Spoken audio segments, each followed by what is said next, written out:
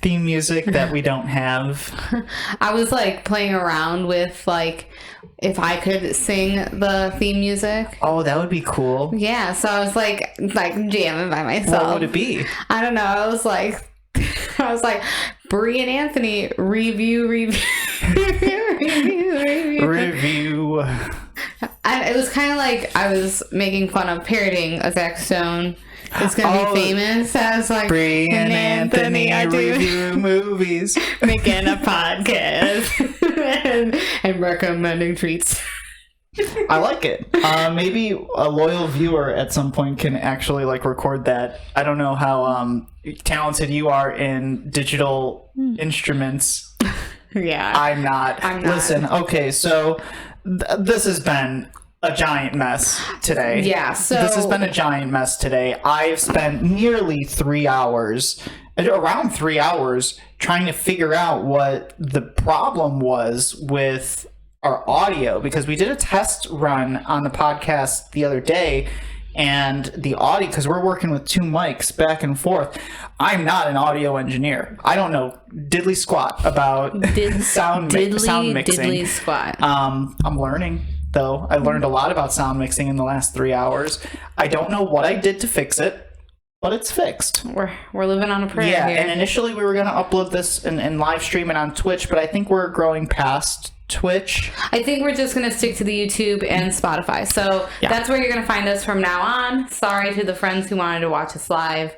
Well, I mean, what do we happen. get on Twitch? Like 2 viewers and one of them is Meeks? Yeah. I'm sorry, Meeks. Yeah, go follow Meeks on Twitch. Twitch.tv/Ace Attorney Meeks. We'll put it in the description. You can go follow Meeks. You can follow me as well. I don't live stream, but twitch.tv/GLDTV. I don't live stream anymore. We stopped in favor of doing this podcast, and I got burnt out of streaming. That's a story for another day. We get burnt out a lot of the time on different things. The only thing we truly do love, Anthony is very, very good at. I'm flustered right now, if you can't tell, because of the past 3 hours of trying to fix this. We're really, really flaky people.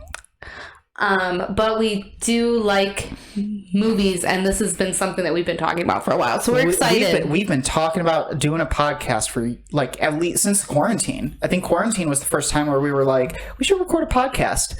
And then we didn't. And then I started streaming, and then we didn't record a podcast. And then I stopped streaming, and we got a dog. And then we didn't do anything after that.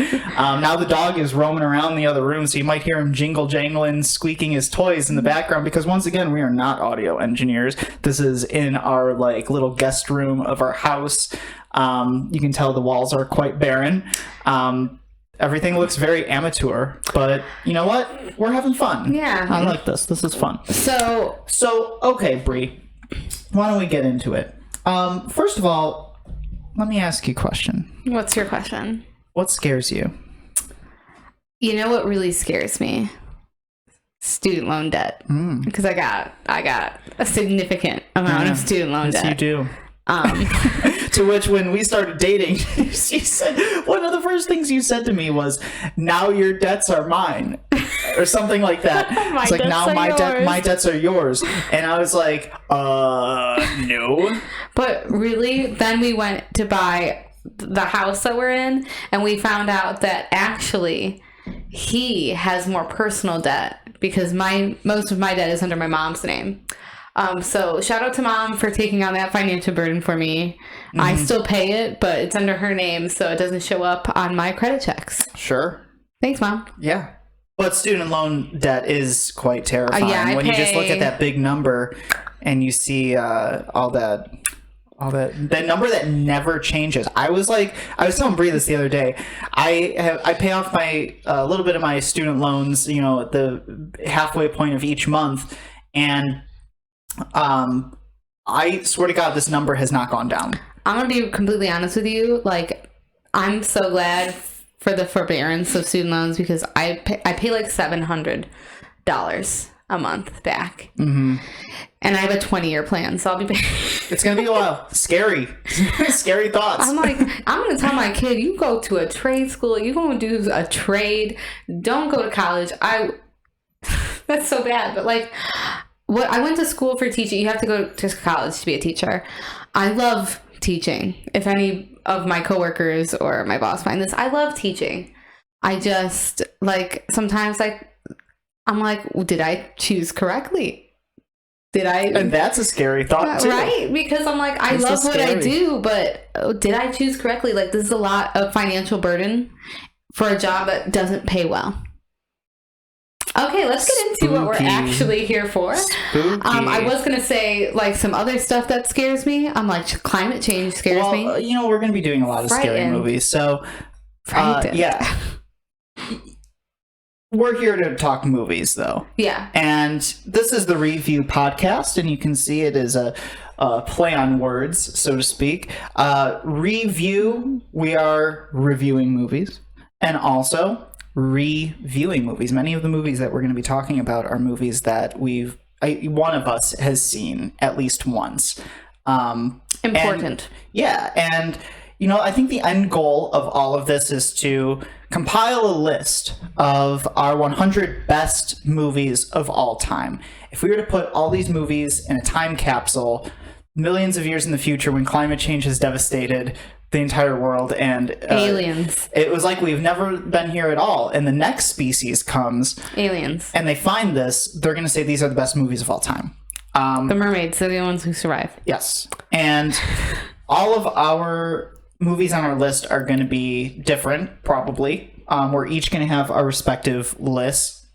And by the end of 2022, by the end of the year, we'll take a look at our list and we will maybe put it in order, maybe combine the list and see what we've got. I don't think we'll get to 100 movies by the end of the year. I don't know. However, we'll see where we're at. And if we get a list of 100 and we still want to keep doing this, we'll compile another list of 100, a secondary list. If aliens had found all of these movies and then said, we want more. Give us more. Yeah, then that's where the secondary list would come. But we're talking way in advance. We don't want to get into that right now. The first movie... If you couldn't already tell by the decor on the table, we're talking about Halloween, 1978. Our first movie is Halloween, 1978, directed by John Carpenter, written by both John Carpenter and Deborah Hill. I believe the movie, and I might be wrong, the last I Googled it a few hours ago before our tech snafu, and I forgot everything that I was going to talk about. I believe the movie, in its theatrical run, made about $70 million. And in 1978, that's kind of a big chunk of change for a movie that cost, I believe, $300,000 to make. I believe that's the money that Mustafa Akkad, one of the producers, gave the film crew to make. I think that's it. Don't quote me on that number, but I know it was really low. And for the time, a $70 million paycheck out of all this is quite the income. Now, I'll say this straight up, and this might be a spoiler for the end of our episode. As you can tell by our decor and even by my water bottle up here that has little Michael Myers on it, this is probably my favorite movie of all time.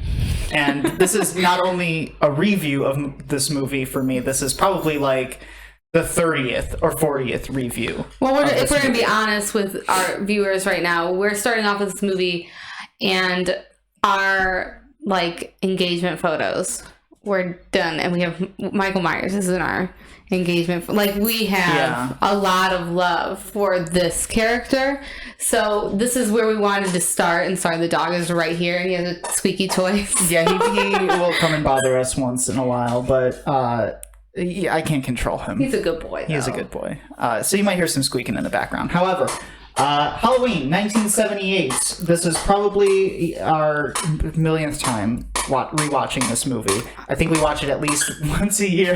I have to say, the dog's squeaking in the background. He's a cutie. He would not be here if it was not for this movie. There he is. Hang on. You can't really see him. He's coming. He's right here. For our video viewers, you might be able to see him up around the side. He's climbing up on Brie right now. Yeah, this movie is very near and dear to our hearts and very near and dear to our relationship. Yeah, we started dating on Halloween night while watching the movie Halloween. Mm-hmm. So, yeah, this is a really significant movie for our relationship, and it's just a really good movie. So let's get into it. So let's get down to it. All right. We're going to try to knock this thing out going step by step, kind of story beat by story beat in the film. The first thing we see when we open up is the image of the pumpkin, right? That image of the pumpkin with the kind of circular, kind of triangular eyes. What did you think about that? So funny, like with the pumpkin, it doesn't look like a pumpkin because I don't think it was a pumpkin. Yeah, so that's a pretty famous story from the production of the movie where John Carpenter and crew were filming the movie not in Illinois because the movie takes place in the fictional town of Haddonfield, Illinois, based upon Haddonfield, New Jersey, which is where Deborah Hill was from. Deborah Hill being co-writer and producer of the movie and John Carpenter's girlfriend at the time. Go her. Yeah, go her. She's actually, Deborah Hill went on to produce a lot of big movies in her career and kind of trailblazed that idea of the female film producer. But the story about the pumpkin, I think, if I'm remembering it correctly, the film crew, they were filming this not in Illinois, but they were filming it in California, not during the fall, but during the summertime. And it's quite hard to find pumpkins in the summer, albeit in California as well. Yeah, so I think the story is they found some like large gourds and they had to paint them orange. Yeah, they only had like a few pumpkins, I think. And one of those pumpkins being a pumpkin we see later. Yeah, which we'll get into. Yeah. They also had to reuse leaves. they had to reuse leaves, so whenever they would film a scene where there were leaves on the ground or leaves were blowing, Tommy Wallace, the producer, would also like kind of rake up the leaves and so they can use it for a future scene. That's indie filmmaking at its finest, honestly. Just like use whatever's at your disposal and figure out the rest later.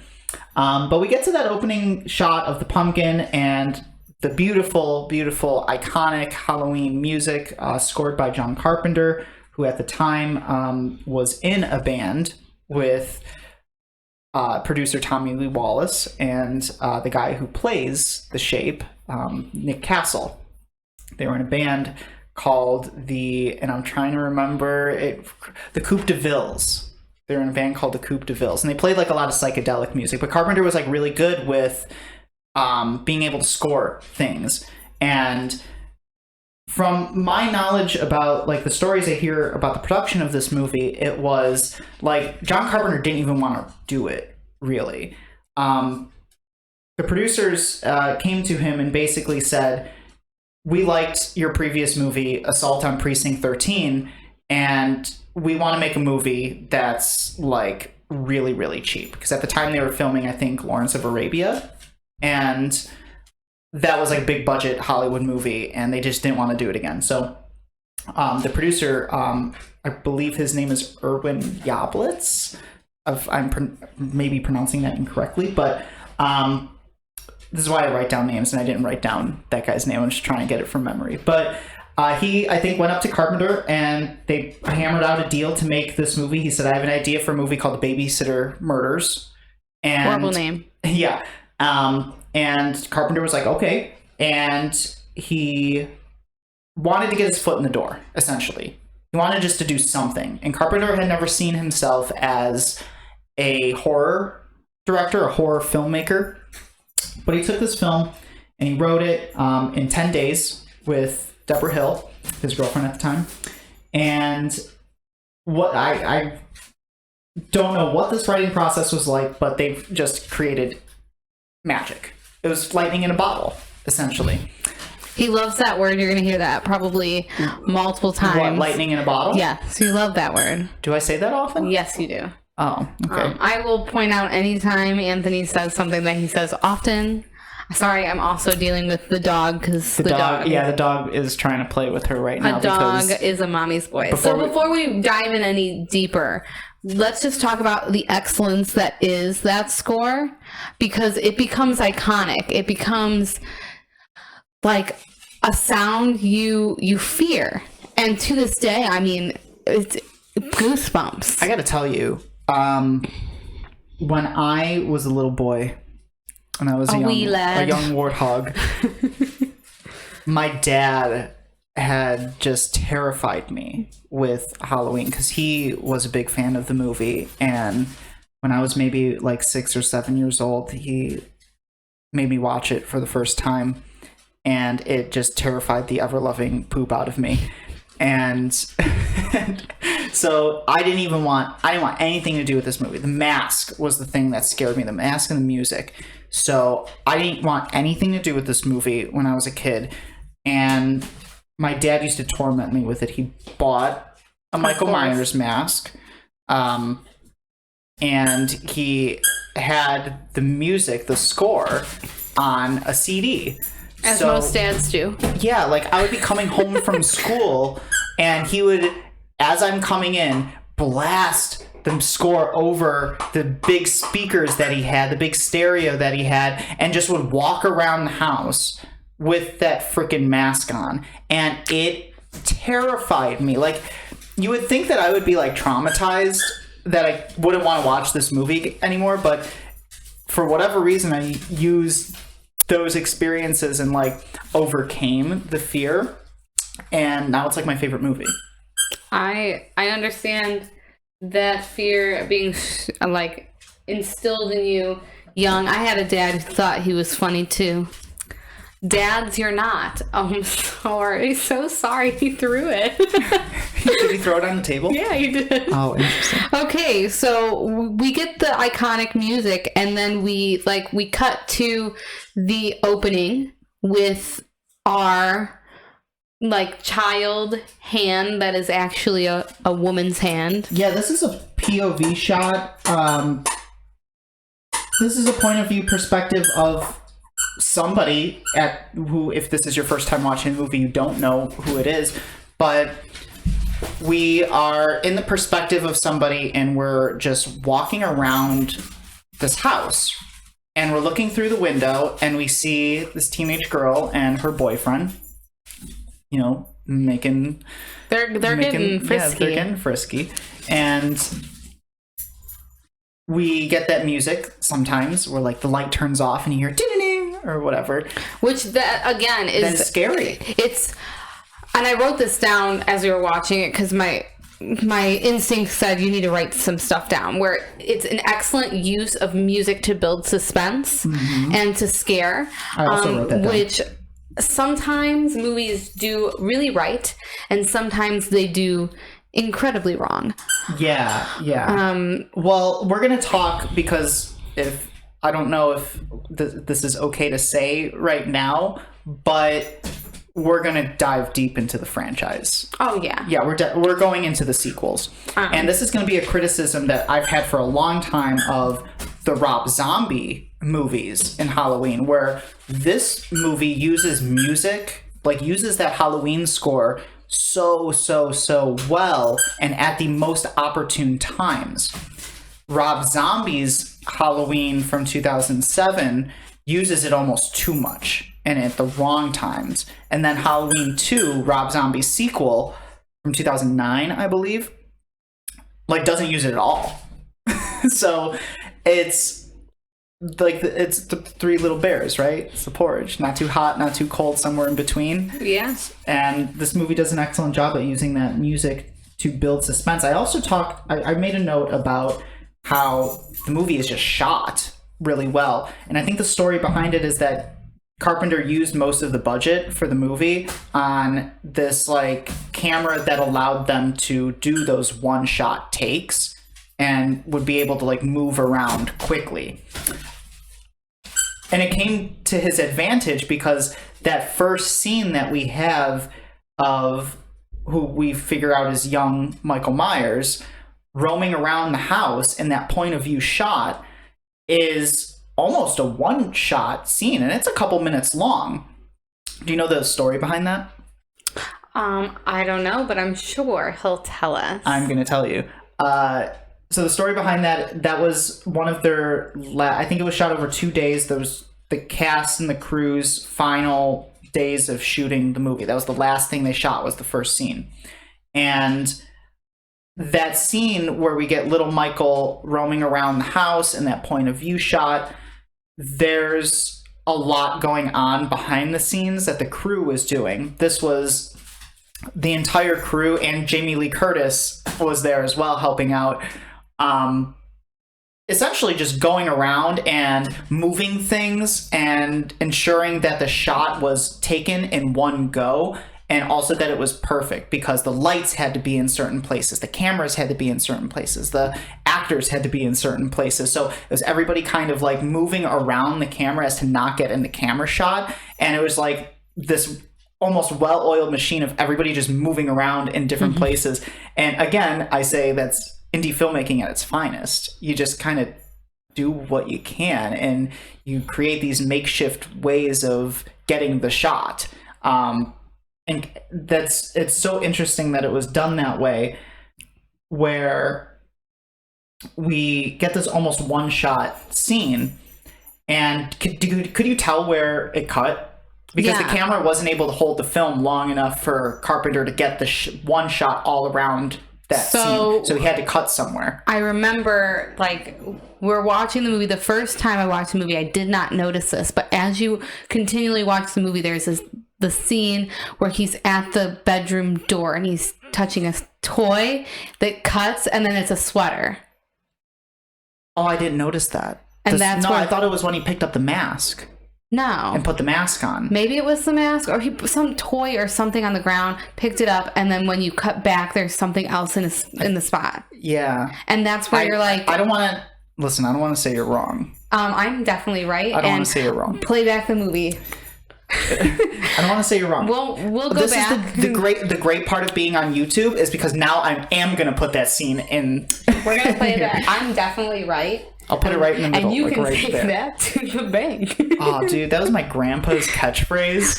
You can take that to the bank. I'm definitely correct because I was really paying attention. But we get into that like long scene and we end with, well, the boyfriend of the sister, or the guy the sister's seeing, walks down the stairs, leaves. And then did you happen to, and I didn't do this, I was wondering if you did you happen to take time of how long he was upstairs? Not very long. Can't be more than a couple minutes, right? And he was like, peace out, bye. Yeah, right? So that's strike number one.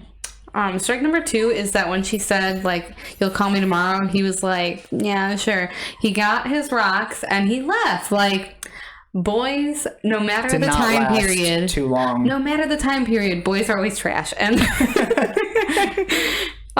but he leaves. Michael, of course, goes up. Sister is sitting by topless, brushing her hair. So that's a little strange. It's a little weird. I have never once in my life brushed my hair topless in front of my vanity. Well, maybe that's a thing that people in the set. Well, it was in the 60s. This is 1963.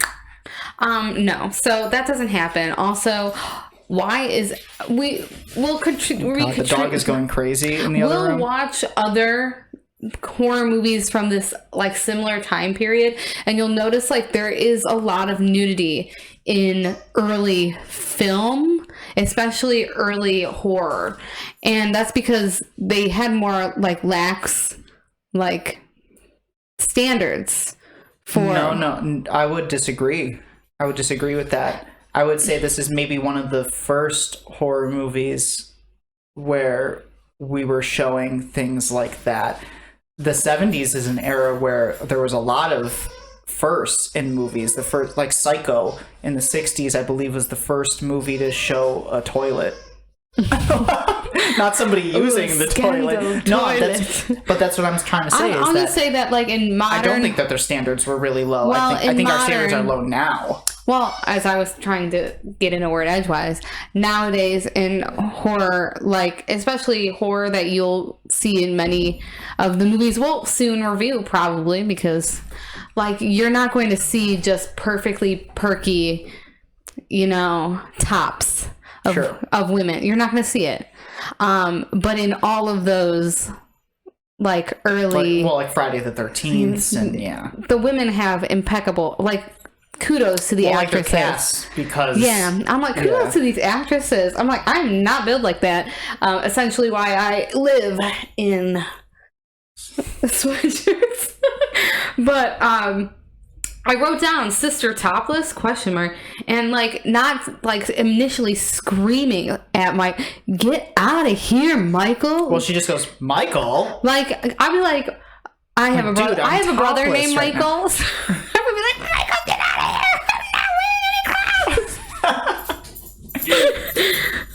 Oh, here comes the dog. Because he heard me screaming. So I'm like, this is a very weird family dynamic already because I would be just mortified. And then we get the, no real scariness. We get the, the murder. And then we get murgled. Like, she gets murgled. But then we get the shot of him outside. And I just want to say, the kid they casted as Little Michael is just cute as a freaking button. He quit acting. He became a police officer. So cute, though. Mm-hmm. Unfortunate that he chose that profession. So after that POV shot, it zooms out. You get that wide shot of the parents just kind of standing around. I wrote that. I said, everyone's standing around. They're not once concerned that there's blood on the knife. Not a lot of blood, because we'll get into this. Yeah. This early, like the Halloween movies, the first one, there is not a lot of gore, and that's important to note because you will see difference in future movies. Yes. And again, we'll get into that. So we then cut to 1978, Smith's Grove, Illinois, where Dr. Loomis is in the car with Nurse Marion, and they're talking about transporting Michael Myers to a new state-run facility. And Loomis keeps referring to Michael as it.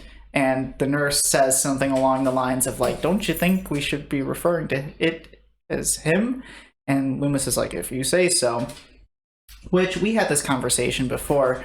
Is Loomis like a bad doctor? And we had like this real in-depth conversation of, well, Michael has not talked in 15 years. And he goes on these diatribes about like how Michael is pure evil, and Michael, like, he has the darkest eyes and he sees past the wall. He's hasn't spoken in 15 years. But like, I guess we don't know, but did Loomis do everything that he was supposed to do? Is he a good doctor? We've had many, well, neither one of us are psychologists or psychiatrists and can make diagnoses or anything like that, but I talked about in the car with him because we're both in our master's programs, and I was like, what if Michael is like, he's not neurotypical? Well, he's nonverbal. And he's nonverbal.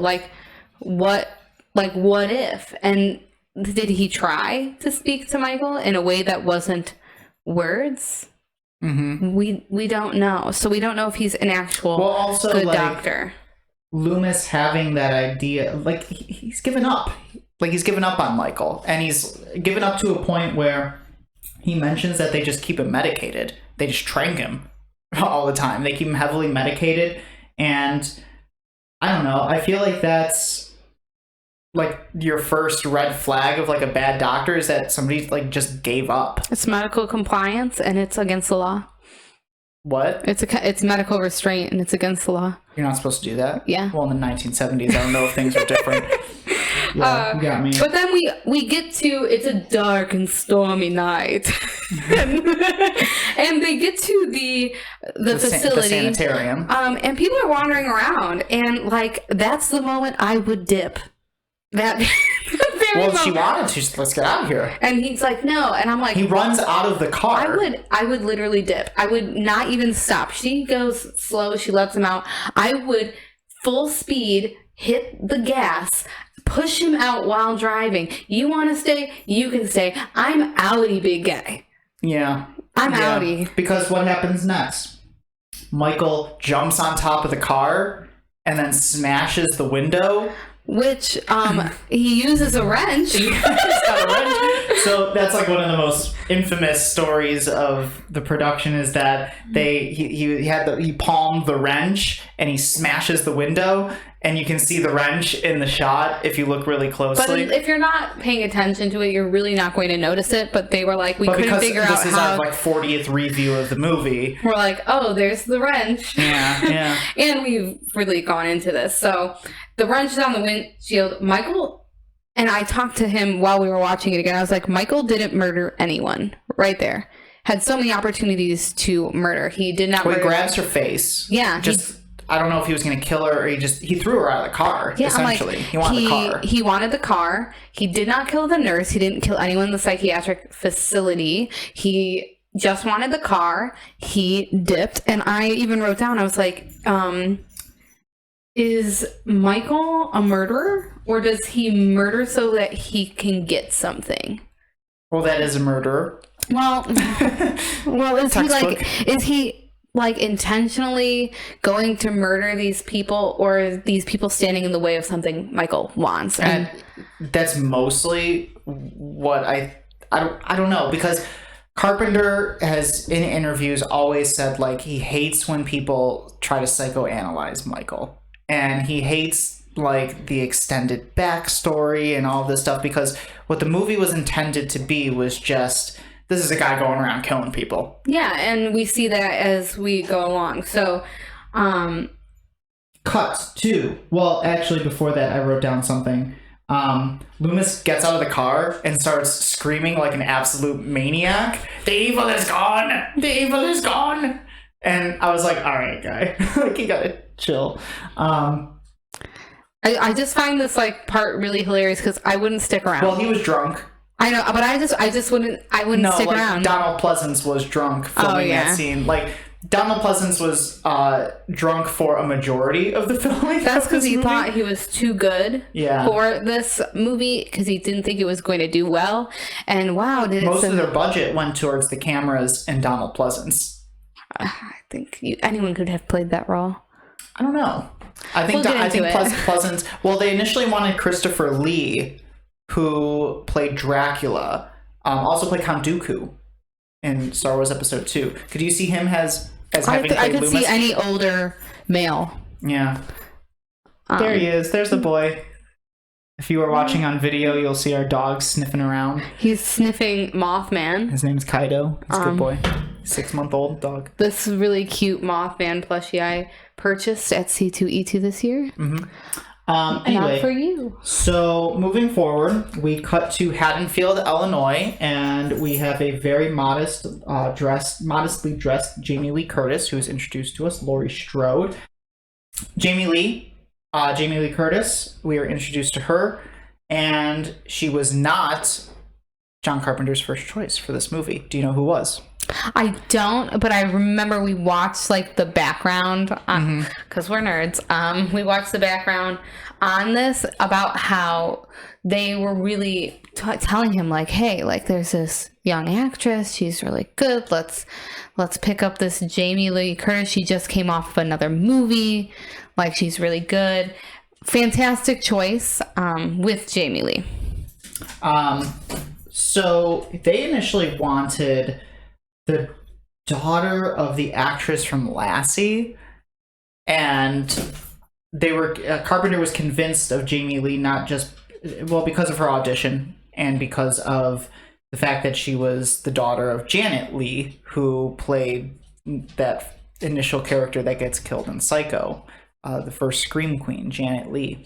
So Carpenter wanted that connection to Psycho in a way, but upon casting Jamie Lee Curtis, opened Pandora's box, so to speak, because they then realized like Jamie Lee Curtis is a really good actress.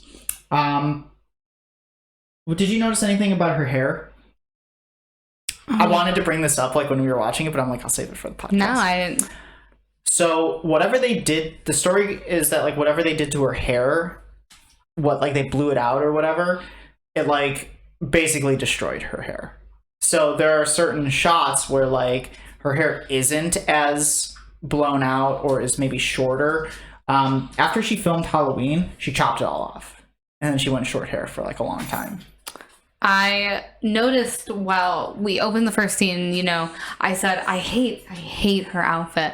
And you're like, oh, they did it on purpose. And I'm like, you know, I was They like, sent Jamie Lee Curtis to JCPenney with $100, and she came back with that. I would have been like Jamie Lee and like a nude stocking. A nude stocking would change that whole outfit. A nude stock, like nothing was wrong with the turtleneck, nothing was wrong with the skirt, even though lots of patterns not so good, but like the white tight with the lines. Oh Jamie a nude stocking would have been best. Jamie Lee Curtis improvised a lot of her like just roaming around parts and dialogue. The conversation she has with Tommy Doyle walking from like across the street, that was improvised. The song that she sings, which goes something like "I wish I had you all alone." That's an improvised song that she sings as she's walking down the street. But yeah, we're introduced to Laurie Strode, Jamie Lee Curtis's character, and our entire supporting cast, including the kid that she babysits, Tommy Doyle. And her friends, Annie and Linda. And I noticed right away, Jamie Lee Curtis, ever so studious, Laurie Strode, has a ton of books, yet no book bag. Oh, wow. I didn't notice that. None of the characters have... None of them have book bag? Doesn't Linda have a book bag? Because she goes on that diatribe about, like, I never have any of my books, my math book, my English book, and I feel like I remember her digging through a backpack. I don't remember, but I know Lori and then her one friend is like, they have books in their hands and purses. But oh, yeah. Okay, so they might have been digging through a purse. But no, like, actual book bag. And I'm like, Lori, you carry so many books. If she forgot her algebra book, right? Or was there, chemistry. Chemistry. And I'm like, you wouldn't have forgotten it if you had a book bag. But I guess book bags are not available in Haddonfield, fictional Illinois. Mm-hmm. That's what I wrote down. I was like, no backpack. No backpacks in Haddonfield, Illinois, apparently. But I also then wrote excellent use of music as we get introduced to like the cast and the girls, and then when Jamie Lee Curtis's, like, her character Lori is going to put the key under the mat because they're trying to sell the Myers house. The Strodes are realtors. Yes. Excellent use of just like very creepy atmosphere when like the camera from behind the glass plate of the door, like, that's scary. Yeah, and I don't think we really realize, like, Haddonfield, Illinois is supposed to be that typical suburb. It looks just like the suburb I grew up in Illinois. And that would scare the bejeebus out of me. There's someone behind the door that I can't see in a house that is supposed to be abandoned. I read this one thing on Reddit one time, and I brought it up to you, and I was like, this always struck me as, wow, okay, this is like the scariest thing anyone's ever like typed out or I've ever read. You never know who's watching you. I hate when he brings this up. You never know who's watching you. And apparently our neighbors watch us as we're outside with our dog. Yeah, like that's a big thing that gets me like angry because our backyard is like a chain fence away from our neighbor's backyard. So like we kind of share a backyard, it's just fenced off. and their house is kind of like further up on a hill, and they're old people. So initially they were like really cool with us, and then they like stopped talking to us. And now every time I take the dog out to like take a shit, every time I take the dog out, I see them like watching me through the blinds, like they're paranoid somebody's in their backyard, and I'm just like, dude, I'm like, what are you gonna watch my dog take a shit? Like, go. You never know who's watching you. Well, I do know who's watching me, and I guess they just enjoy watching my dog poop. Anyway, as we go through, we then get like, of course, like Michael is first introduced to Laurie at that point, and then he hyper fixates on Laurie. And on Laurie's friends as we go through. But first on Laurie, he follows her to school. Mm-hmm. And she notices. And, you know, Laurie's got a good gut. She knows something's not kosher up in this town. And I wrote down, like, Michael doesn't, like, seem that scary, but it's terrifying because there's a dude in a white mask, and he's like, found, like, she's seen him multiple places. He's just standing and he's around. just standing there looking at her. I get fear. Like, I am always telling Anthony, like, I don't like when cars are following me. Like, I'll make a bunch of twists and turns, and I'm like, if this car follows me for 4 random turns, then this person's fine. No one's actually following me. I'm just very paranoid. Never been followed. But I also wrote down, like, they're learning an interesting lesson in class, and it's like all about fate. But ooh, ow. I hit the mic and it hurt my finger. Oh, okay. She's also wrestling with the dog right now, if you are listening on audio mediums, where Brie had at one point said, "Stop it," off mic, and it's because the dog was biting her hand. So if you heard that, then you now know why she said "stop it" randomly. But getting back to it, the girls, the teenage girls, what do you think about their dialogue? Do you think it's good? We've always had this conversation. No one knows how to write authentic dialogue perfectly. Yes. It's hard. And especially it's hard. When I try to write something, like for my webcomic that I used to have, it was the hardest thing. Teenage girls, I think, is one of the most difficult. I would argue teenage girls and young children. I would argue that this is a very authentic picture of like teenage friendship. But I feel like still some of the fucking with each other. I know, but mostly. still some of the dialogue. I was like, why are Laurie's friends so mean? Mm-hmm. They're like mean to her. Linda's not that mean. Annie is mean, and like, I think she was written to be that way, like the sarcastic friend. Deborah Hill was responsible for writing the dialogue for the girls and writing a lot of Laurie's dialogue too. I wonder if she had a mean friend. Maybe. But I think it's kind of cool to have that, like, maybe authenticity there of the female characters were written by a female person, because a lot of the times when we have men can't write women, men can't write female characters. They're just not good at it. And we've seen this problem play out over and over again. So maybe it is a little authentic. The only thing I have beef with is the amount of totallys that are said by Linda. Totally. That's the only thing that's always been, like, very cringy to me about the movie. And there are flaws to this movie. Like, don't get me wrong. There are flaws galore to this movie. But I think we overlook a lot of those flaws because of how good the movie actually is. One of the flaws, I think, is the time in which the parents are going out. Like, super late? It's 7? That's like, so if I was... They're going out at 7. They're going out at 7. The babysitter is arriving at 7. They are going to probably be somewhere by 7:30, 8 o'clock, depending on where they're going. That is... But that's the, like... That's reason late. That they have a babysitter, right? Yeah, but that's the reason people get babysitters. Tommy Doyle's still up. When I was in on it, 9 o'clock was your...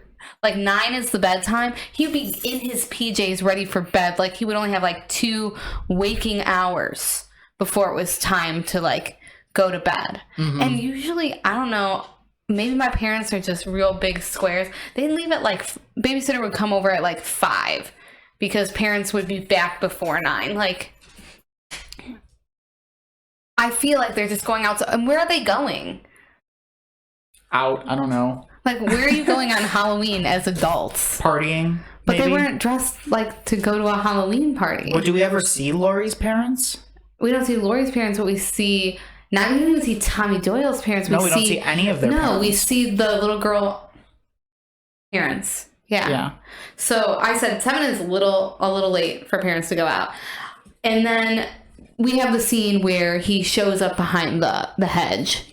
Mm-hmm. Okay, yeah, I wrote about that. I poop. I also wrote... Okay, so I wrote, first of all, Michael is standing out in the open in broad daylight, and when we said, like, there are some flaws to this movie, this is a guy in a mechanic's outfit in a white Halloween mask, standing around, staring at people, driving around in a mask in broad daylight, and nobody reports it. Right? Nobody says anything. Let's be honest, in a small suburb in Illinois, someone is going to call your car in. Oh yeah. But like around here, someone's going to call your car in. And it's not even like a normal car. He steals the state, like the government issued car for the sanitarium.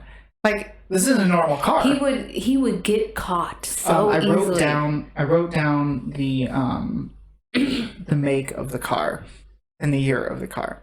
It is a 1978 Ford LTD wagon. I love wagons. My dream car growing up, I really, really wanted a station wagon. Mm-hmm. Like, because my brother's girlfriend, when he was in high school, she had a station wagon and she had spray painted polka dots on it. And I thought it was the coolest car in the entire world. The inside was complete trash. Mm-hmm. Like, it was a terrible car, but I loved it. Can we talk about how Michael drives this Ford wagon, like, for a long time, right? Like, he's from the previous night to the following day, and he stops in different places, like to get the jumpsuit or to break into the Halloween store and grab, what did they say? Rope, a couple knives, and some masks. He doesn't do anything with the rope, by the way. And I'm going to preface this by the alarm is, so this is skipping ahead. Yeah, we're skipping ahead a little bit. But so Laurie's friend's dad is Sheriff Brackett. Is the sheriff, and he responds to a call at the hardware store. The alarm is still going off when Laurie and Annie arrive, and he's like, "This is what was stolen." Michael has been in this town for hours. Yeah, the whole day. The whole day. He already had the mask on when we first saw him. Why is the alarm still going off at the hardware store? I didn't realize that. Why is the alarm still going? Like, it just happened. When we saw him, like, behind the bush and everything. Yeah. Yeah. No, even at the school, he had the mask on already. At the school. Well, no, when she first saw him. Like, literally first saw this guy. He had the mask. Okay. Yeah. So that's a glaring flaw. So when the dad's like, it must have been some kids, I'm thinking maybe it was kids. Maybe Michael didn't even do that. Maybe Michael didn't do it. Maybe we're led to believe. Was framed. He was framed. I mean, he does a lot of other things. Yeah. But because I put that, I was like, wow, like, I can't believe that happened. I also wrote, like, Laurie does a lot of things that I do where, like, she's talking to herself. Well, kiddo. Yeah. She's like, well, kiddo. And I'm like, wow, like, she's trying to self-soothe. Like, she's obviously a little spooked. She's been spooked all day. The whole day. Something's off. She's a little paranoid all day. And trust her gut. And, like, she notices that something is not right. Mm-hmm. And we see that Michael is following those two girls from the moment they leave to go babysit. He's following them. He's watching them. He's in their car. He's behind them, like, very closely behind them the whole time. Yeah, he's trailing them. He makes every turn. And I said, I would notice if someone made every single turn I made and was, like, really tailing me. Like, he was close. Mm-hmm. Not even, like, very far behind them at all. Yeah. So Michael's been driving in this town all day, got from the sanitarium to the town. How much gas do you think he used? I'm like, did Michael go to the gas station? Right. What money did he use? No, he had to have gone to the gas station. But again, that's another flaw I think that we are able to look past because the movie's so good. Yeah, because I wrote here, timeline of events is fishy. Mm-hmm. It's not too well thought out. Yeah. And I don't think it needed to be. No, because I could totally believe that Michael was the one who stole the stuff from the hardware store until I thought about it and I was like, the alarm, like we disengaged the alarm as soon as the cops arrive. Yeah. Right? Like the alarm wouldn't be going off for hours, which is what we'd assume. He had the mask the entire school day. He already had this mask. He already had this mask by the time they went to see her dad. Right. So let's back up a little bit. And let's talk about that bush scene. Because I also wrote... I would poop.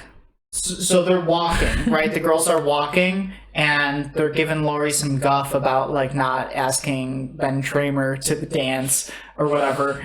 And Michael is in the station wagon and speeds past them. And Annie screams at him, "Hey, jerk, speed kills." And then Michael slams on the brakes. That's when I wrote, I'd poop.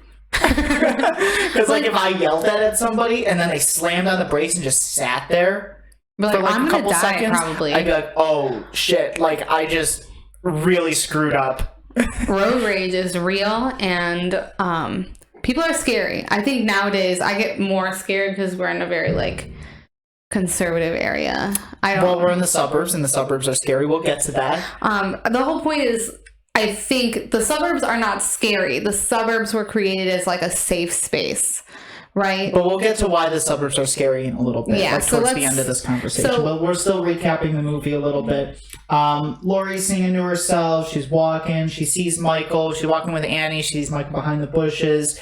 Also, I'd poop at that too if I just saw somebody like super run behind a bush. And I think Annie is like the biggest jerk in this like scenario where like Lori, this is not the first time she brought up to Annie like she doesn't like something's off. Like the guy in the car is the same person I saw outside the window at school. It's the same person who's behind these bushes, and Annie's just like, yeah, he wants to talk to you, and like teasing her about it. And it's like, wow, like we're really establishing like she's friends with this girl, but this girl is like not nice. She's like best friends with Annie. She spends more time with Annie than she does with Linda. And Linda's like the nicer one. Yeah, Linda just wants to boink be her with boyfriend. Bob. Yeah, boink her boyfriend. Good. So we move past a little bit of that. Lori gets to her house. She sees Michael behind the curtains. Also, I poop there. That's really scary. I wrote that Lori has a poster in her... This is something I noticed for the first time. Lori has a poster in her room of James Ensor, because his name was at the bottom of the poster. So I Googled James Ensor because I didn't know who that was. James Ensor is known for being he's a painter, and he would paint these images of people wearing like these grotesque masks. Kind of a cool little Easter egg. So she's at home.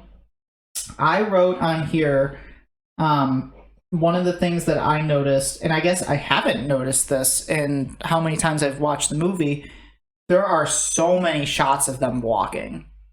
Like, the first half of this movie is just people walking around. More than, like, the Lord of the Rings. Like, everyone's just walking around in the Lord of the Rings. That's the whole franchise. That's the whole thing. They're just walking. I noticed in this scene where she's in her house is that we're setting up for a scene that will happen later in the movie, where we get a phone call, dead air. Mm-hmm. Lori's already on edge, scared, hangs up, gets a call back. It's Annie. Right. Yeah. And it's like, she's like, why did you hang up on me? It's like, well, you're playing around. I thought you're like something else.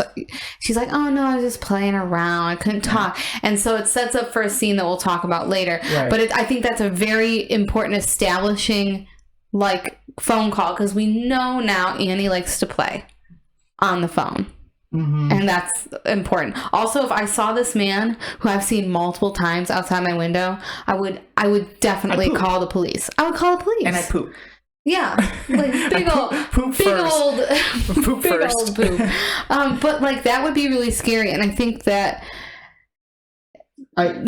just, it's so terrifying. And I think the way that it's shot, especially like those scenes of them just like walking around the neighborhood, Laurie walking across the street at different times while that music plays. Again, beautiful use of music in this movie.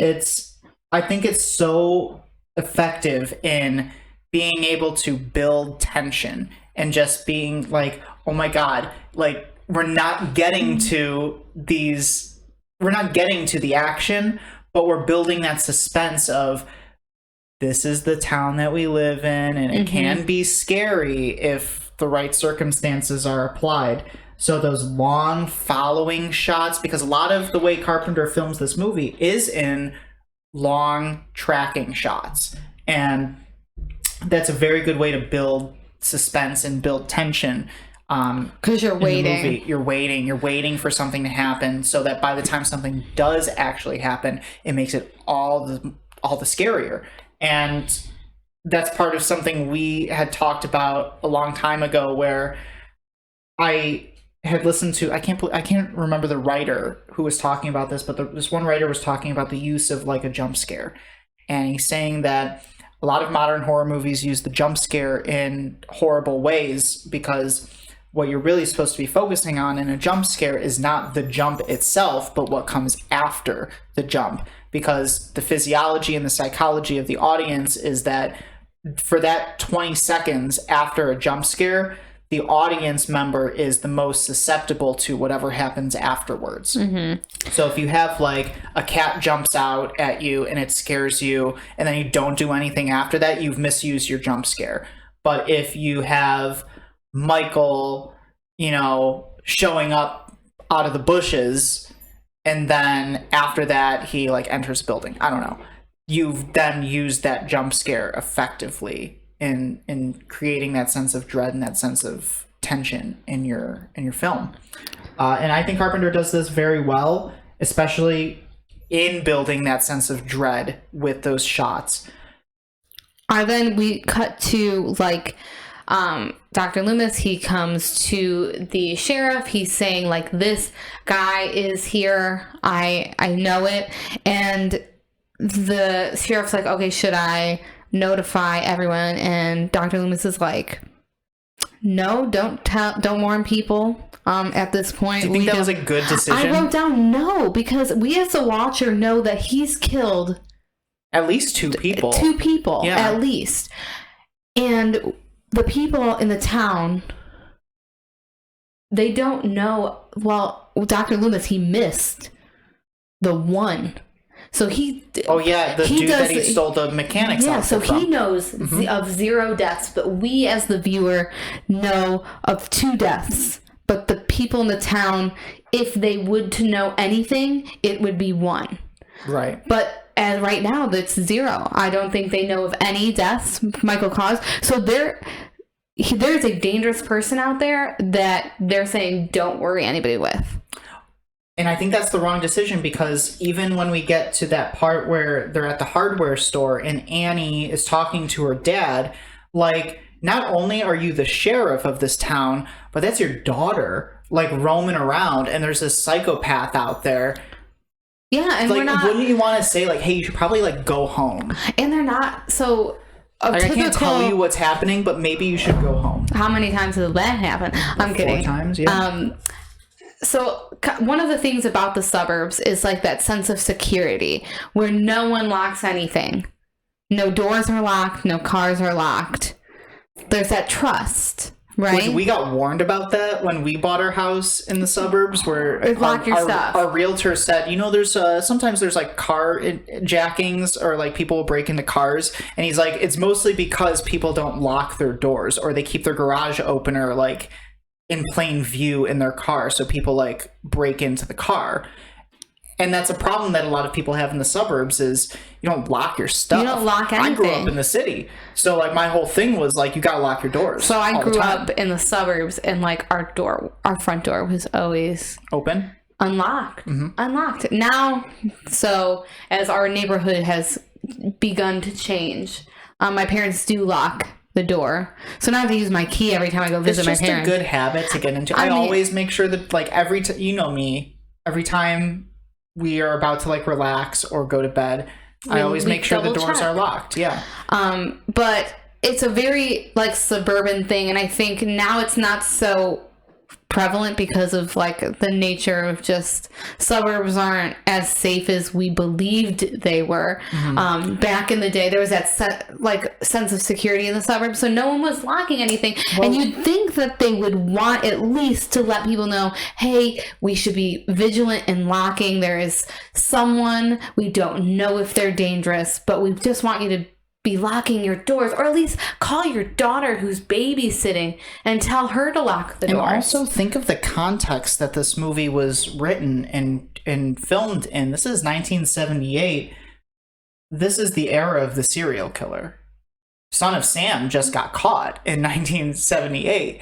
So that idea that the suburbs are becoming this place that we thought was safe and is not safe anymore, that's very scary to people. Yeah, and then I we'll get into this bigger theme of the suburbs a little bit later. But then we get into it, and they arrive finally. I was telling Anthony, I was like, how far away is their babysitting gig? They leave their houses in the broad daylight, and they arrive at the houses, which are only a couple, like, they're across the street from each other.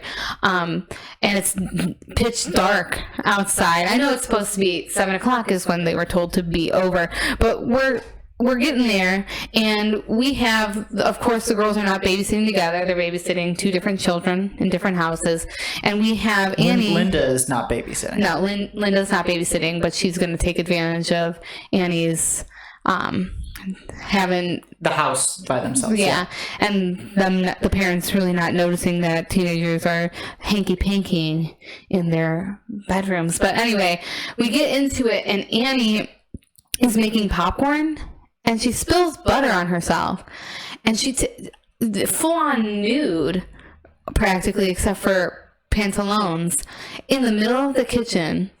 In somebody else's house. And then she puts on... And she's like, I gotta wash my whole ensemble now. Where you can just take some dish soap and like wipe off the butt. Yeah. I have babysat before. I would never undress in someone else's house. And then she takes like a dress shirt that is not hers. That's assuming that's the father's dress shirt.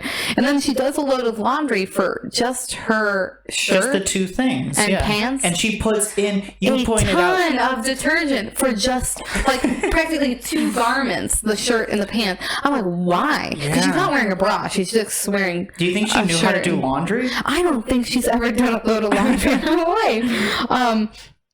And like, it was just... like, oh my goodness. I was just like, I don't know why she's doing laundry at someone else's house. I've never... in the dark, too. I've never been confident to, like, go into somebody else's home as a babysitter and do laundry. Yeah. So, blah, blah, blah, you know. And moving on. Annie is babysitting Lindsay Wallace. Laurie's babysitting Tommy Doyle. And they're calling each other back and forth, you know, whatever happens. And meanwhile, we notice that Michael is stalking Annie, and he's watching her through the windows. And there's a lot of cool shots there of him just like in the background, just like roaming around or standing around. She sends the dog out.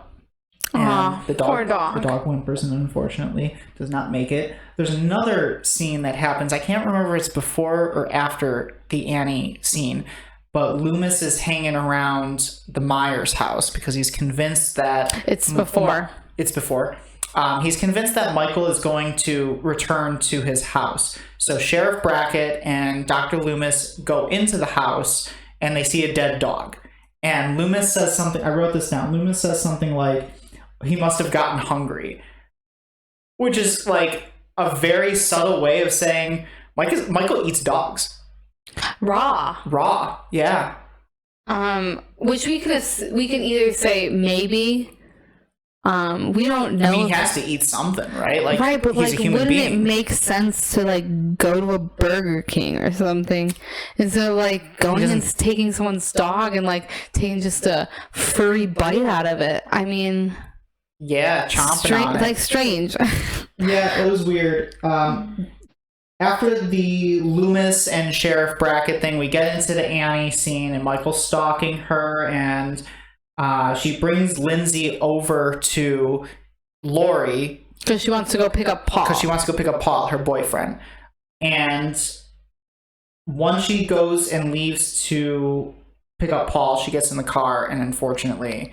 So, I don't know if this was me just interpreting the scene differently. When she went to go to the car for the first time, she said locked, right? It's locked and she needs to go get keys. When she returns to the car, it's unlocked. And I was she's like weirded out by it. I'm like, that would be my first like don't get in the car moment. Right? But you would think about it like that. You wouldn't just be like, that's weird, because that's probably what I would do. So I guess it's the difference in time, the time period. I was always told, when you get in a car, look in the back seat. Look in the back seat. She goes right, sits in the car, right? Notices that it's foggy. The window is foggy. Immediately knowing that someone is in here. Because that's the only logical explanation. And then we get the most drawn out long death scene of any of the characters. I wrote that, and that's weird. I don't know why. Because he chokes her. Well, then he stabs her. But the choking scene is like, it's drawn out, and it's like uncomfortably drawn out. And I always wondered, I don't know if Carpenter ever talked about it, or any of the actors ever talked about it, why that death scene in particular is so cruel, yeah, and drawn out like that. And we know that, like, okay, so Michael, as we get into the future films, we'll talk more about, like, our opinions of Michael. But right now, like... He's just a dude. And that's pretty harsh. But then he pivots, and you'd think, like, he would go on to stalk someone else. And so he doesn't right away leave the house. Tommy Doyle sees him carrying Annie's body back into the house, and he's like, that's the boogeyman, it's the boogeyman. And remember that phrase, the boogeyman, because it's going to come back. Lori again said there's no such thing as the boogeyman.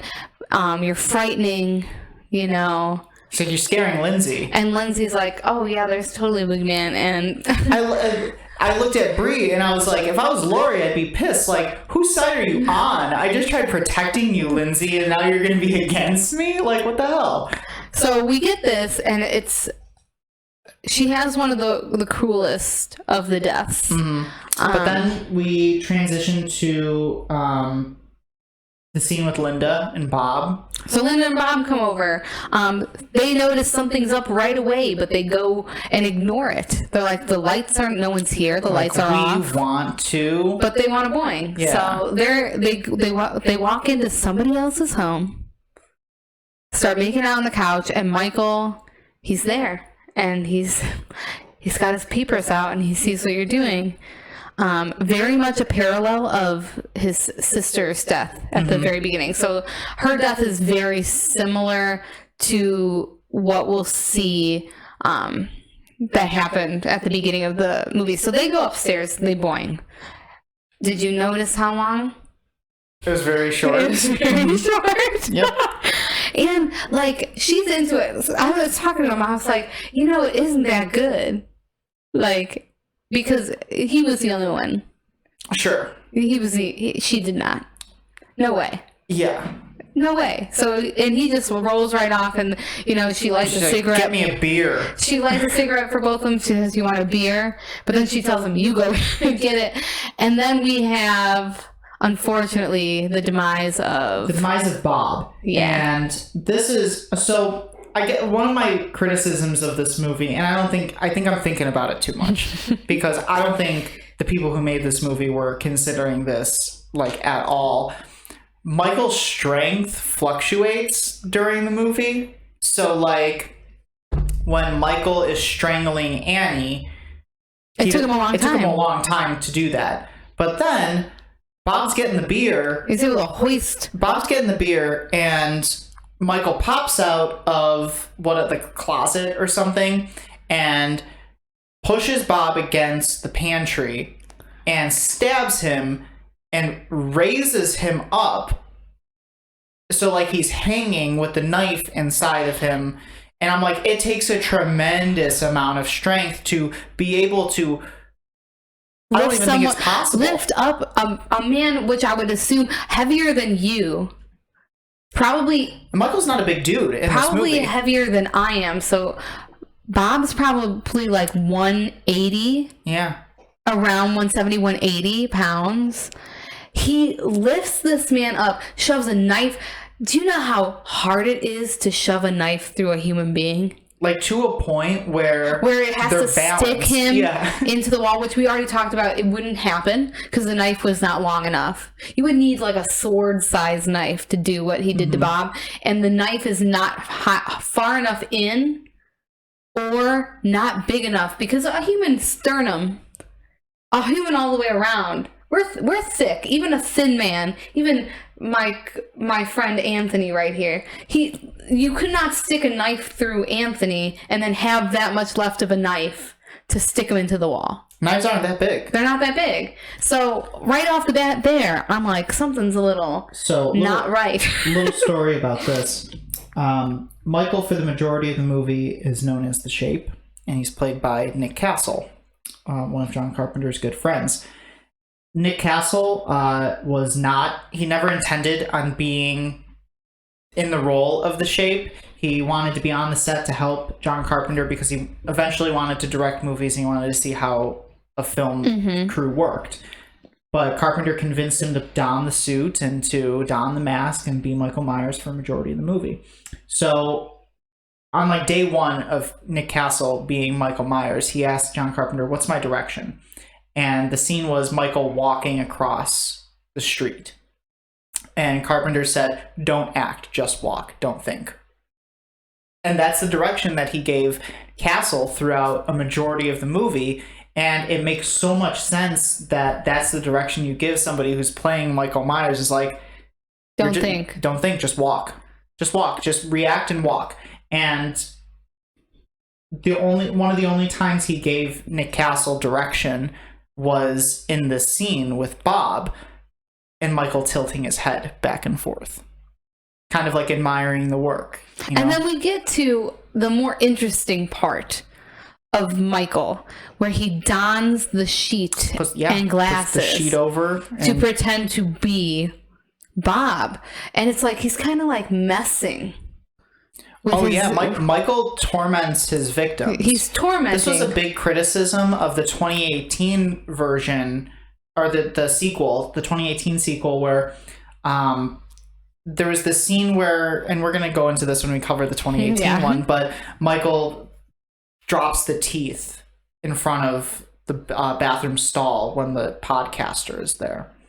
And people on Reddit were like, Michael doesn't torment his victims. Yes, he does. He does. Michael is very much an artiste. Yeah, we go into this as we will get into it more as we watch later films. But is Michael a performance artist? Is he doing what he does? Is it art to Michael? Maybe. He goes in with this sheet over his head, being and pretending to be Bob, and that is when we get Linda in a false sense of security. I would love Brie. And then we terrify the living, ever-loving goodness out of Linda. And she unfortunately... if in the last... in Halloween Ends, that Michael just takes off the mask and goes, "Acting! I'm an actor." This was all a show. But we get into... So Linda... reaches the same fate as, you know who really got off scot-free in this? You know, Paul. Ben Tramer? Paul. Like, lucky Paul was grounded. Oh, yeah. And lucky Paul was not there at the start, because he would have been, if he was not grounded, he would have arrived there with Annie and he would have reached the same fate as friends. So we now have Annie's dead, Bob's dead, Linda's dead, all dead in the same house, but Michael does not leave bodies where he kills them. He moves them. He moves them because it's art. Which we can get into that when we cover Halloween Kills, too, because he does a similar thing. He doesn't leave bodies where they're killed. He moves them. Mm-hmm. And he stages them. So he makes scenes. We get Annie in the bed with Judith Meyer's headstone with the tombstone right there. And then we get Bob in the closet. Linda's also Linda's in like a drawer or something. And it's like, that's terrifying because he knows people are going to open those things. Mm-hmm. Yeah. That adds a whole separate layer of he's not only tormenting, he's tormenting whoever finds, which happens to be Laurie. Which he didn't know Laurie was going to find No, of course not. Yeah. So then we get... he's killed everybody at that particular residence. What's next? Laurie arrives to the house. New fixation. Do we know, there is no definitive answer of if Michael would have gone after Laurie if Laurie did not go and check on her friends. I think Michael was fixated on Laurie because he had been following her. But he chose to go after Annie first. It's an interesting choice. Yeah, I don't know. I don't know how. Again, we can't profile him because nothing was supposed to make sense. It was just supposed to scare us. I'm going to quote John Carpenter on this when he has been asked about psychoanalyzing Michael, and John Carpenter would say it's bullshit. It's all bullshit. So we get into it. Okay, friends are dead. She's terrified. She runs across the street. Michael. A leisurely stroll. So I'm going to interrupt you for a second, and I'm going to tell you a little story about the filming of the movie. Tell you a little ditty. Because the movie was filmed not in chronological order. It was filmed out of order. And Jamie Lee Curtis, being a relatively new actress, didn't really know where she should be in terms of her fear. So Carpenter developed for her a fear level, like a fear gauge, where for a majority of her scenes she's at a 5 or a 6. That's how scared you should be, is a 5 or a 6. But for the scene where she finds all the bodies, Carpenter told her to be at a 9.5, and that's what she came up with at 9.5. Does that make because you never want to be a 10? Can you picture that? You never want to be a 10 because that means you can't go any higher. But yes. So that scream that she belts out, when the bodies drop in front of her, that's 9.5 to Jamie Lee Curtis. And so you get this terrified Jamie Lee Curtis, this terrified Laurie, running across the street. Again, Michael leisurely strolling. She has time. She's banging on the door Tommy, wake up. Tommy is taking his time. We talk about what I think is the scariest part of this movie, is that she's knocking on people's doors and no one is answering. They turn the light off on her. And that's so totally something that would happen in the suburbs. And I think I've wrote it down before. It's people, the bystander effect. Mm-hmm. It's someone else's problem. Someone else will do something, and then no one does anything, and 3 teenagers are murgled. Yeah. But you have this part where she's banging on Tommy's door. Tommy's Tommy, afraid of the boogeyman, taking his leisurely stroll from his bedroom down, and Laurie's you need to come quickly, and he's still leisurely strolling. And she woke up. He just woke. I know, but we're assuming he went to bed. What? Not 30 minutes ago? Less than. I'm never in a deep sleep that quickly, but it's been a while. Listen, Brie, it's been a while. Want me to get into it. Okay, she gets the door open, bolts it, But again, we're in the suburbs. Every window's open. Assuming there's a back door, that's probably open. The streets are relatively empty at this time when Michael's chasing Laurie. People are like getting ready for bed. Yeah. He gets in like a freaking grease lightning.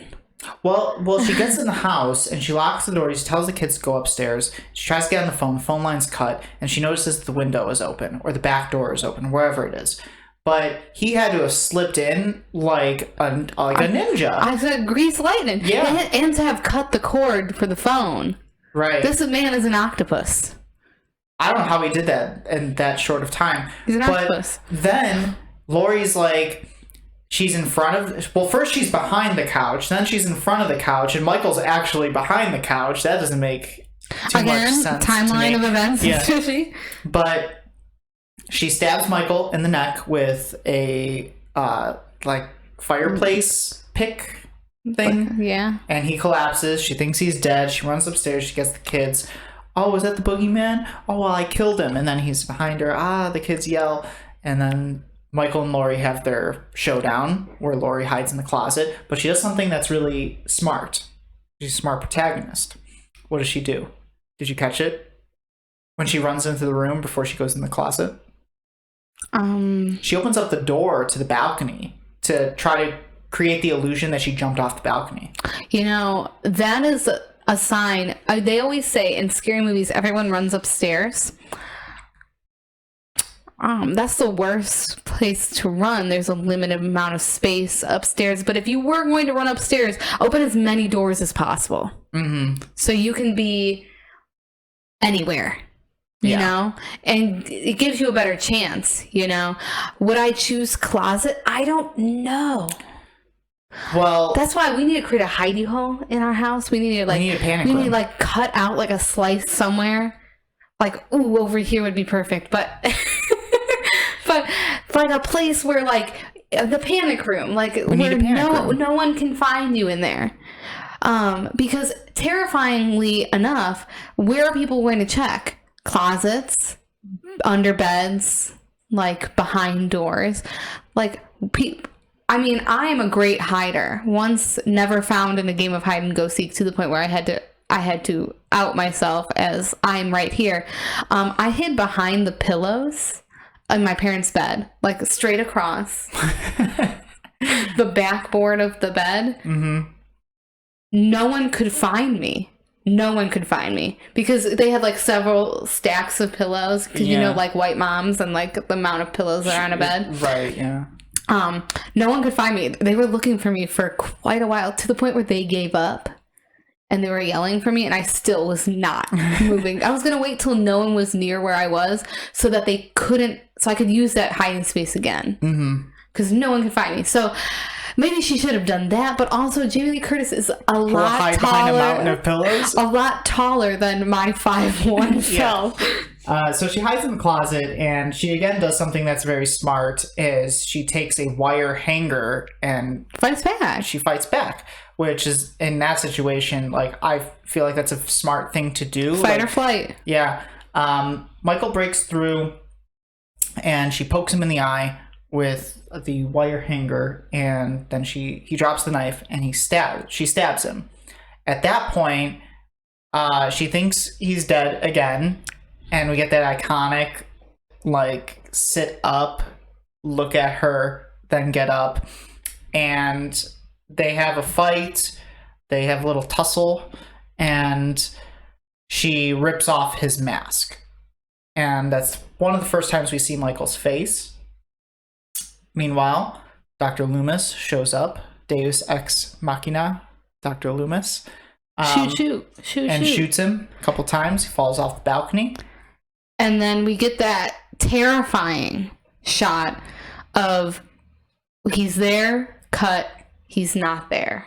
And then, so Laurie says, was that the boogeyman? He says, oh, as a matter of fact, I do believe it is. And then we get that shot. He's not on the floor of the balcony anymore. And the movie ends with us looking at these establishing shots of places we've already seen in the movie, the different houses, the staircases, the streets, and just him breathing over it, giving that situation that he's still out there, right? Like, we don't know if he's dead, we don't know if he's still out there.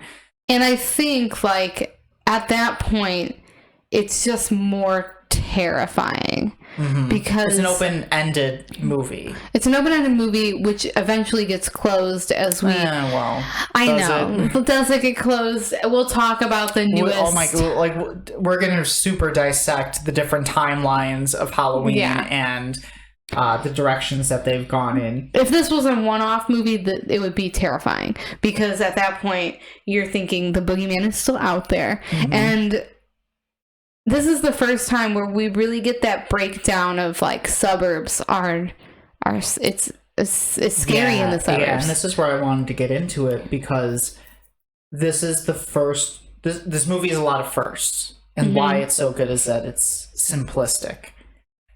I'm going to ask you, first of all, do you think that if this movie had never come out in the 1970s and they made this same exact movie, just kind of modernized a little bit today, do you think it would hold the same effect? We would see, because we can compare it to like a Paranormal Activity, a low-budget movie, kind of hokey at some points, did very well. Super well. And this has like some of the same like elements to it. It's a low budget film. At points it's a little hokey, but it's terrifying. And I think a truly terrifying movie will do well.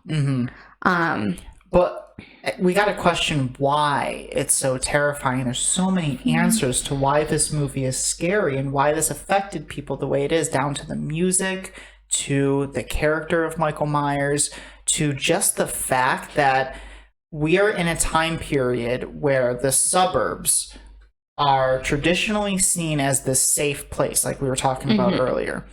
And a lot of what in the history of horror prior to Halloween is we are taking people and bringing them to the monster, right? Like Texas Chainsaw Massacre, prior to Halloween, they stumble upon this cannibalistic family in Leatherface.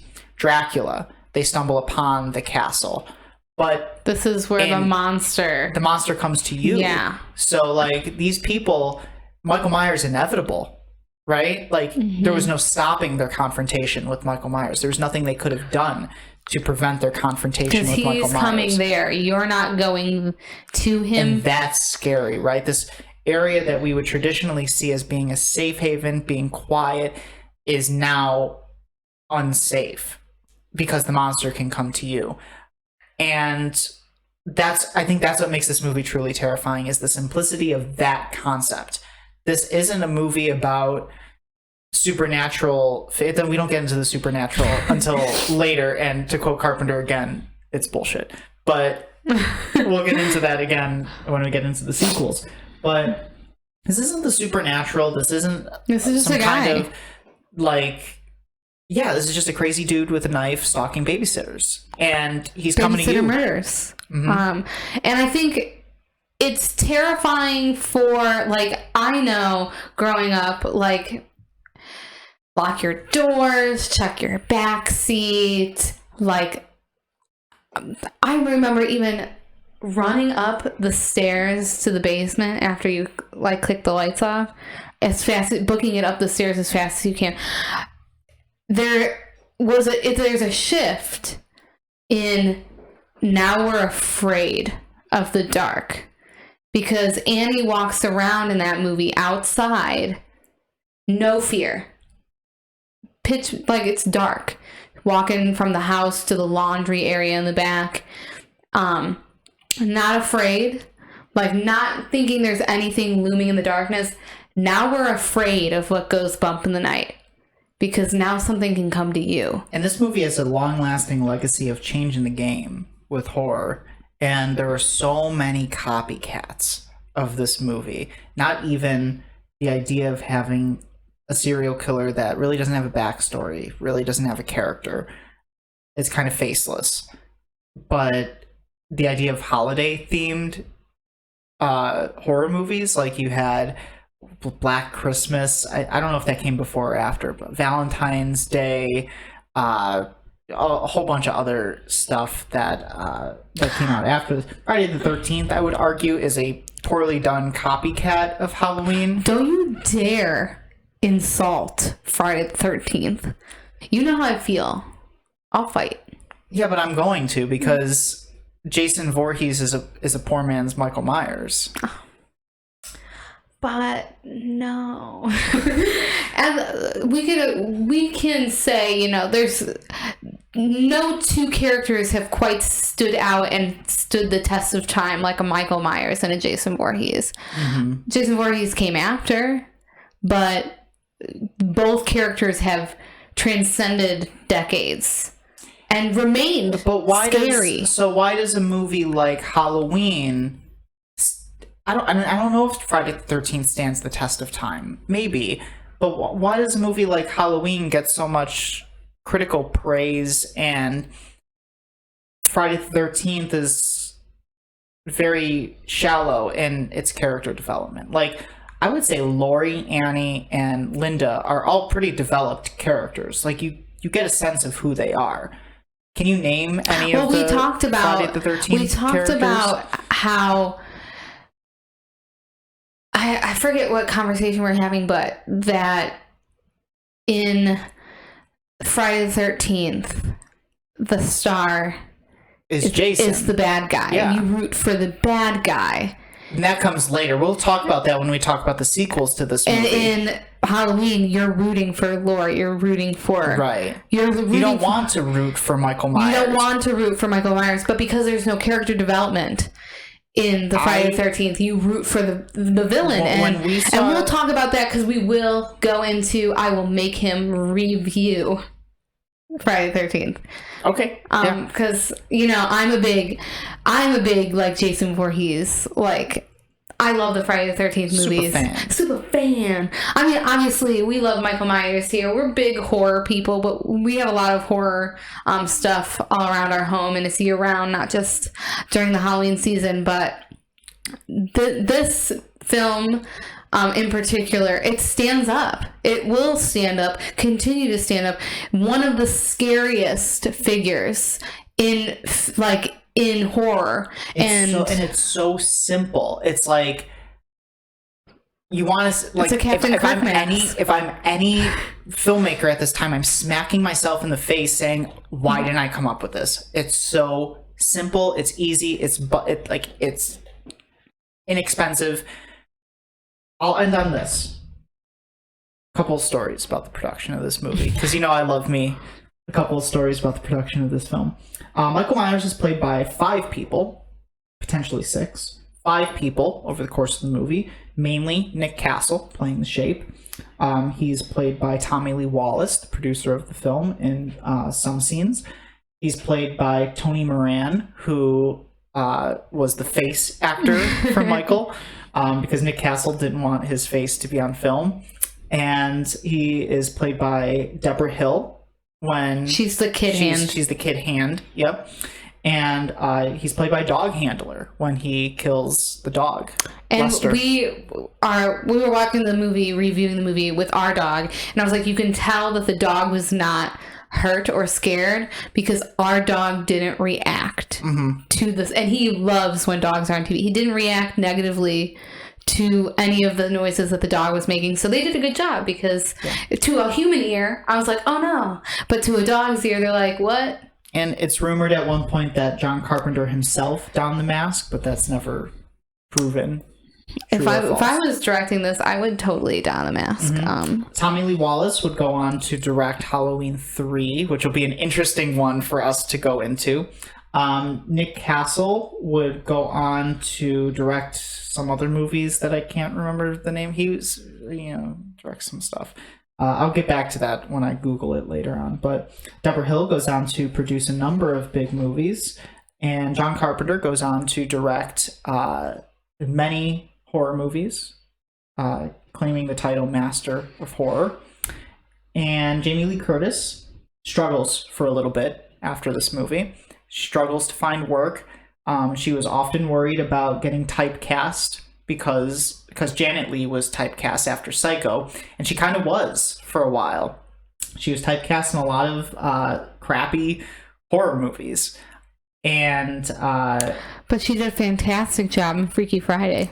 yes, and then it was like around that time, like in the 90s or the 80s, early 90s, where she changed her persona to be more into like dramas and comedies and things like that. Oh, she hit the mom phase of her career, and she played like most moms. But then she returned to the franchise in Halloween H2O. And we're thankful for her. Yes, and I can't wait to review Halloween H2O. It's been a while since I've seen that movie, so I'm excited to get into that. I will leave us on the story of The Mask. And it's a story I'm sure many people have heard before. It's a pretty common story, but it's interesting nonetheless.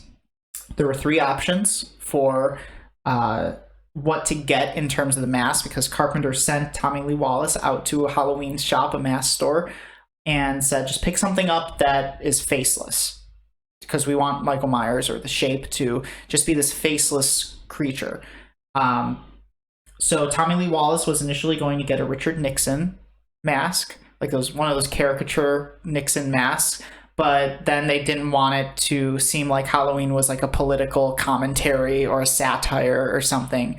Then they were going to do a clown mask with the red hair, which we end up seeing earlier in the film as Michael's first mask when he's a kid. It was going to be that, and then they didn't want it to be comical. So then Tommy Lee Wallace sees this Captain Kirk mask that is supposed to be modeled after William Shatner, but does not really look like William Shatner. And he buys the mask for $1.98. He buys 3 of the masks, spray paints it white, takes off the sideburns, paints over the eyebrows, and messes up the hair a little bit. And thus we get our iconic Michael Myers mask. They really screwed up because they never got the mask right after that. And it cost them $2 to create the mask that we see that the Funko Pop is wearing. And the mask that we see is on the picture on my water bottle. They never got it right. And that's going to be one of the bigger criticisms I'm going to have of a lot of these sequel movies, is that it's so simplistic, the way they just stumbled on this mask, and they've never been able to recreate it. Like, even in the new one, it still doesn't look like how it looked in the first movie. But if we're thinking about, like, they're trying their best. Like, again, you know, I mean, they should have made more than one and wrote down the steps to get where they got. Yeah. But that's not something you think about when you think you're making a one-off movie. They just stumbled on it. Yeah. And it was just like lightning in a bottle. Lightning in a bottle. Lightning in a bottle.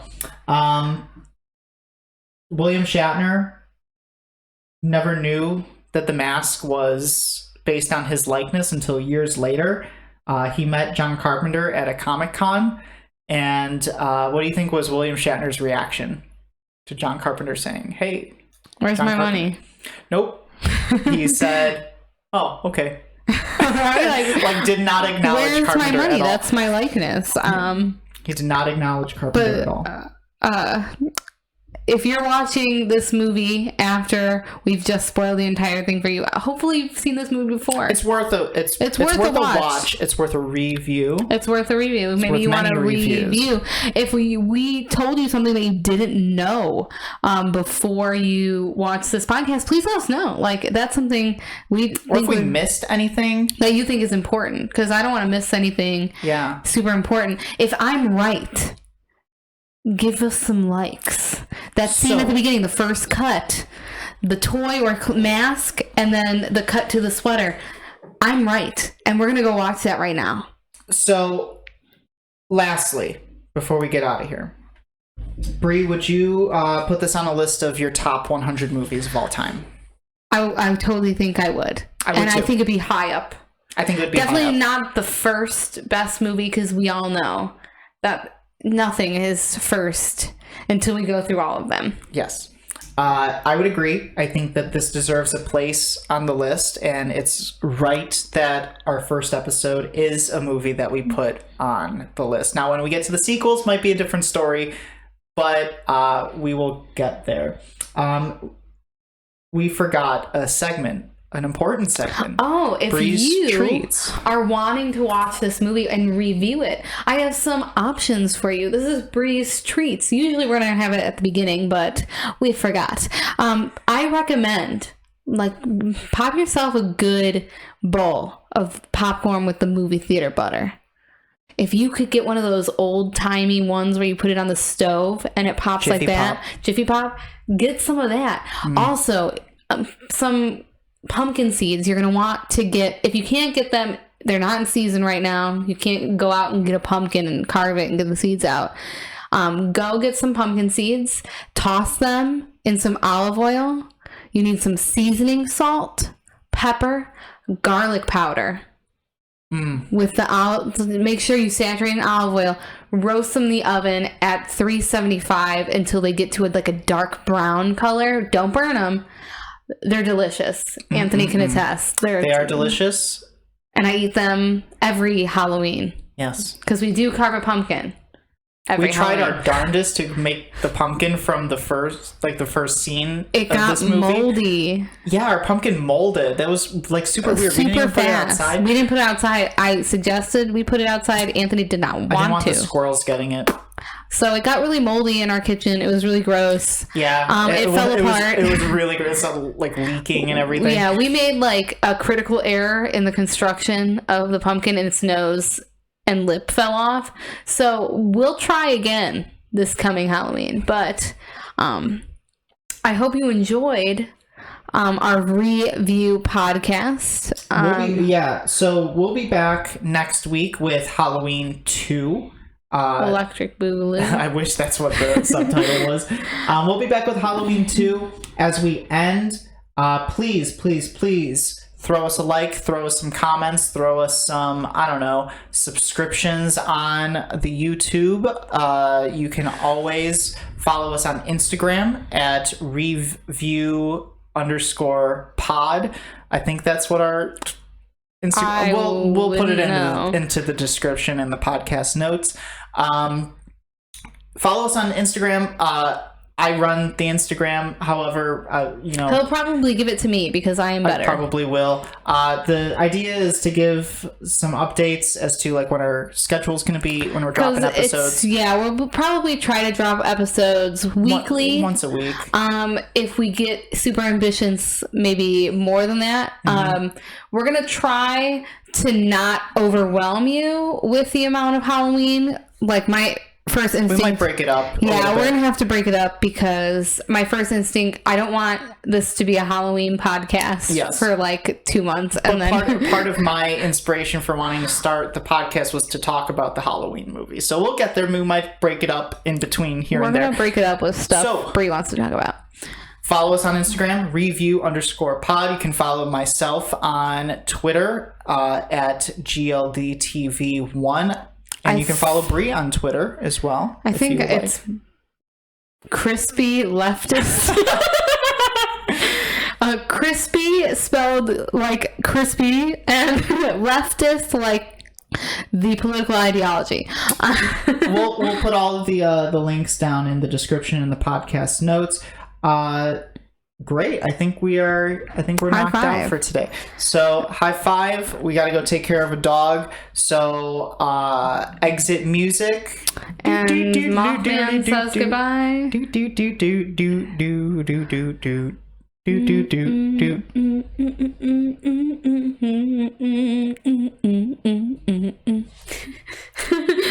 And that's it.